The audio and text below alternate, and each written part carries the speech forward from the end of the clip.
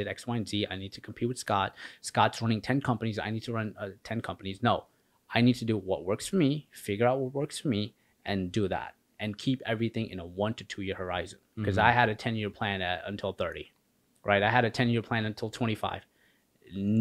I've outblown all of those plans because so many things have happened that I never predicted would happen. And I wasn't able to factor that into a 10-year plan. Right. So learning all those things just kind of allowed me to view things different, view things better, and just achieve, I guess, a higher level of happiness and contentmentness, messing up on the word. And that just allowed things to come more to me.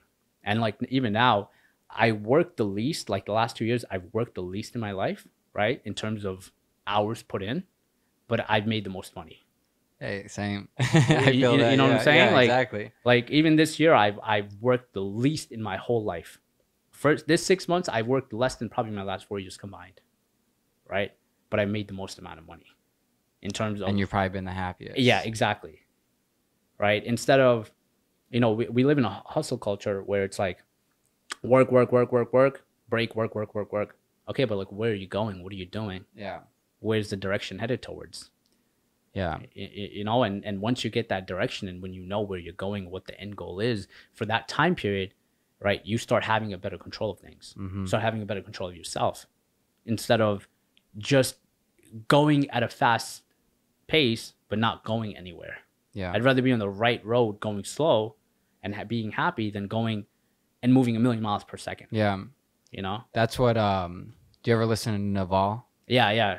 He talked about that. He said, you don't want to be the millionaire who got there by constantly who's high strung, stressed out, stressing out everybody around them. You want to get there cool and concise and happy. Yeah, exactly. I love what he talks about because it's so rare for anybody to even have this conversation in the financial world. It's always, I feel like, so rigid and so one dimensional of like, I don't know, just very dry, but there's so much more to it. And it sounds like you're kind of going through a phase where like, you're kind of like deciding what you need to sacrifice in order to evolve, which everybody, needs that question. Cause it's like, if you move that, you need to, like, there's, again, XXX Tentacion, he was an insane mind. If you listen to, I listened to all of his interviews and he talked about how like the Catholic religion talks about purgatory and how purgatory is a real thing in real life. Like everybody gets to this part of their life where like they have to move that chess piece, but they're so afraid to that they become stagnant. They fall into that purgatory. But it's like when you move that chess piece, you will either fall or evolve. Yeah. But if you don't move that chess piece, you'll live in purgatory and you'll live stagnant forever. Absolutely. And like in order to move that, you have to choose what it is you're willing to sacrifice in order to evolve. So like earlier when I was talking about I want to sell everything, that's something I seriously want to do because I feel like my evolution is going to come from life experience by going to live in Cape Town for 2 months. I think you should do it. After that, I want to live in Japan for a month. I 100% think you should do it. And I think that's where like the inspiration of life's going to come. So I think sacrificing not only material items, but comfortability in the sense of like general comfort you wouldn't even think about where like you can understand all the languages being spoke around you or the signs are in your language. I want to go to Hong Kong, and I just want to figure it out. And I think like that is where the next evolution comes. I think if it keeps lingering in your mind the way I see it is, I think you should go for it. And that's something I follow myself. If something keeps lingering in my mind, even if it's buying something small or doing something, whatever the case may be, I will eventually say, you know what, there's a reason my gut is guiding me towards that. And I need to do it. Right. And take that jump and just go for it and just go into the unknown. Yeah. And that's the beauty of life. I think it sucks because everyone wants to have certainty, but walking into the unknown and uncertainty at times is kind of where beautiful things are made. That's what life's all about. Yeah, absolutely. Me and Josh were talking about gut feelings earlier before this at I forget what place. I think it was at like Joey's Pizza or something. Yeah, Joey's Pizza probably. It was all right. I give it an 8.1. But we were talking about what a gut feeling is, and I'd love to get your opinion on this. I think a gut feeling is your subconscious, and I think your subconscious is God's direct communication in the most subtle way. And so I've noticed like every single time I've gone against a gut feeling, it's always come back to bite me. Every time I've ever followed a gut feeling, for example, like when I dropped out of college, it was the first day I moved in and this pain was in my stomach. And I was like, I don't know, man. I think I need to leave. Someone's telling me to leave. So I called up my mom and I'm like, hey, I know this isn't going to make sense. I know this isn't going to make sense, but something's telling me I know this is going to make sense one day, but it's not going to make sense right now. Yeah. I have to drop out of college right now. And I don't understand why, but I need to. And I think that gut feeling guides us to our destiny. I think so many people are not tuned into that they never really find their purpose because of that reason. I think it just goes down to following that gut feeling. It's hard. It's actually really hard to follow it. I think you need to have extreme amount of confidence. Like even for me, like leaving college was a really hard thing because I was in my third semester, and in the back of my mind, I was like, what if nothing in life works out? Yeah, I'll have a backup plan, right? And your mind will gravitate towards you, right? But my gut feeling was like, no, like this is not benefiting, and not by no means am I saying college is not necessary. I think also on that note, I think everyone needs to understand if it is beneficial to them or not. Right. And I think for a lot of people that need college, not the education part, but the structure that college brings, the social aspect college brings, the community it brings, right? But for me at that point, I didn't feel like it served me, and my gut feeling told me that, right?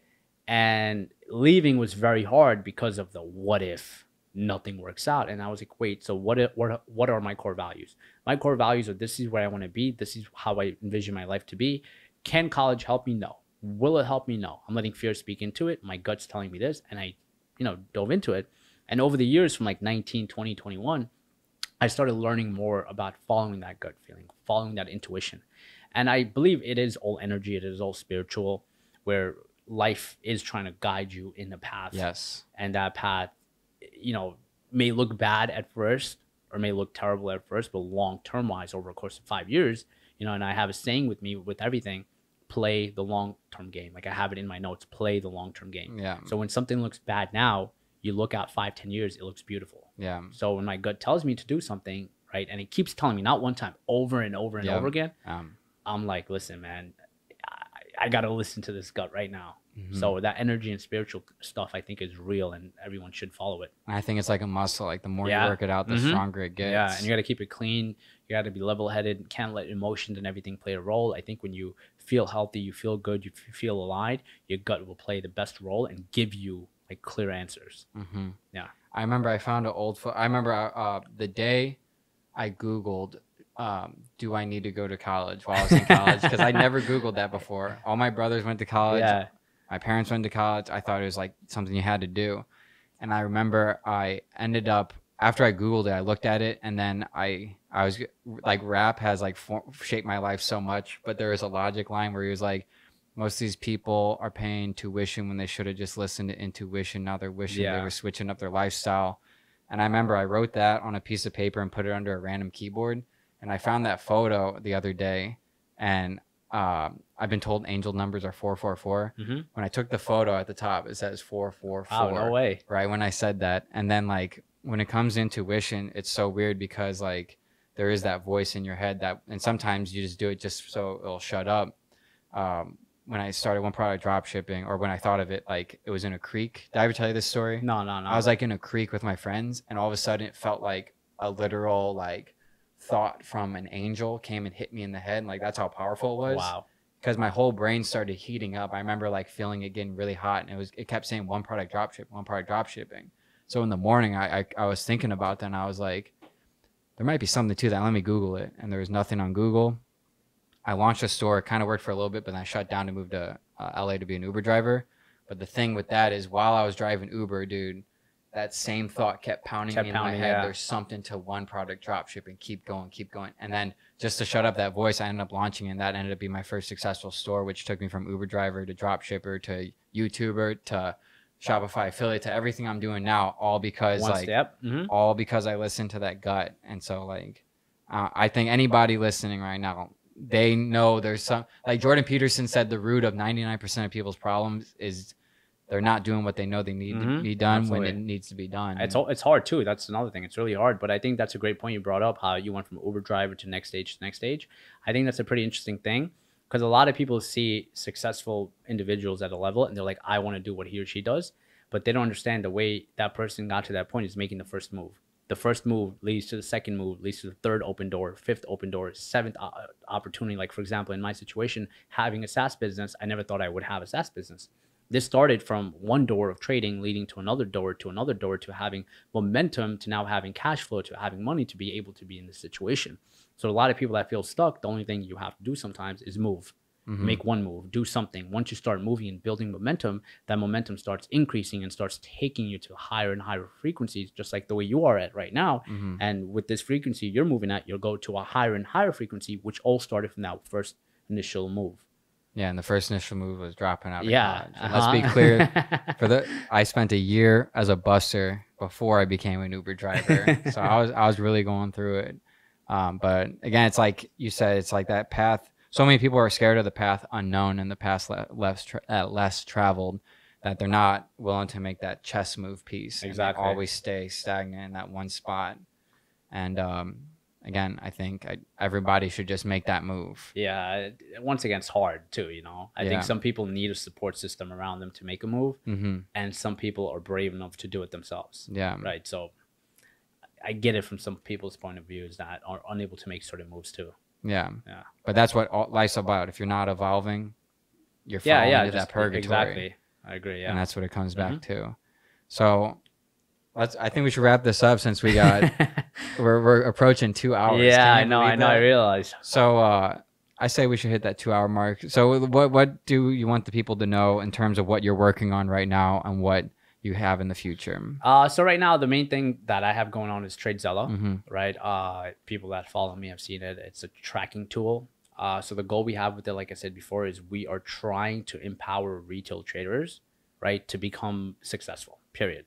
The way you can become successful is by going through your data, right? Your trading data. So we work in a way where we take your trading, your trades, we input it into our system, like you upload them. And once you upload them, you can see all your data, your insights, what you need to improve, what you need to work on, what you're doing a good job at, right?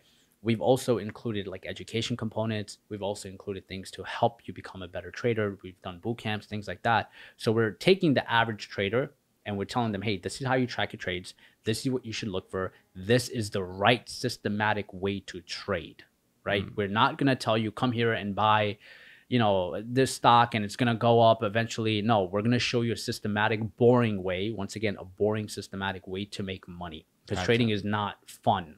When you really think about trading, it's actually very boring. Most of it is you sitting on your hands, waiting for the opportunity, executing, having a plan, and exiting. So we want to bring that to the masses, the right way of trading, right? And with the trading space in the past 2 years, it's kind of geared off that. Oh, yeah. It's gotten more into, we'll tell you what to buy and you'll 5x or 10x your money. Yeah. I was going to say, what do you think about those groups? Because I know you have a Discord, right? So I don't have a Discord. I've never really had a Discord. I have a trading program, and we've kind of shut that off for the past 3 months. Okay. So I was in a weird stage where I wanted to step away from the education space, because there's a notion of the moment you sell education, you're labeled as a scam.